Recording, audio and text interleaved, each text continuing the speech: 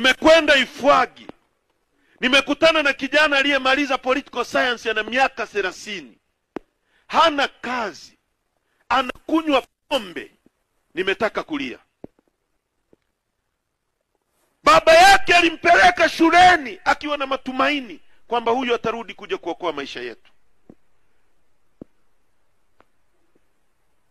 Leo amerudi, yuko nyumbani kwa baba yake, hakuna matumaini.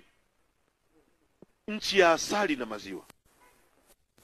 Vijana wetu wanafanya betting katikati ya utajiri.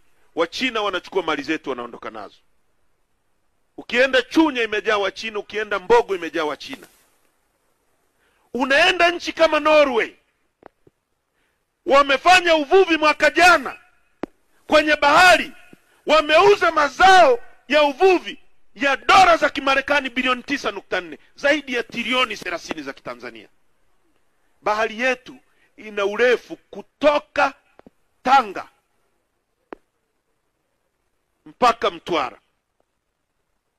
Kwa uvuvi peke yake wa bahari kuu, Watanzania mngekaa nyumbani mmeweka miguu juu mnakula neema tu. Leo sisi ndio tunatembea na bakuli tunasema saidia baba katikati ya utajiri. Tunahitaji mabadiliko. Na wenye nguvu ya kufanya hayo mabadiliko ni wananchi. Na sisi tumesema, mimi na Tundu Lissu tumejitolea kuwa mstari wa mbele kuongoza wananchi. Tunahitaji support yenu. Cha kwanza, hatutakubali kwenda kwenye uchaguzi na hautafanyika bila mabadiliko. Baada ya hapo, mabadiliko yakifanyika, tutaenda kwenye uchaguzi. Na tukienda kwenye uchaguzi, tutashinda nchi hii, tutabadilisha maisha yenu. Tutajenga uchumi ambao utabadilisha maisha ya vijana. Hakuna kijana atakayekuwa kwenye betting.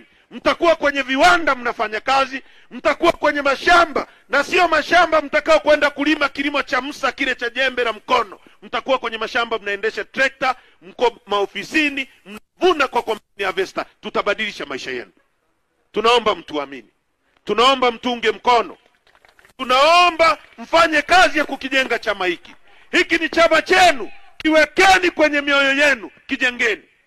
Siku Chadema ikifa, haki ya Mungu mtapigwa mnada. Lindeni chama hiki. Kichangieni chama hiki.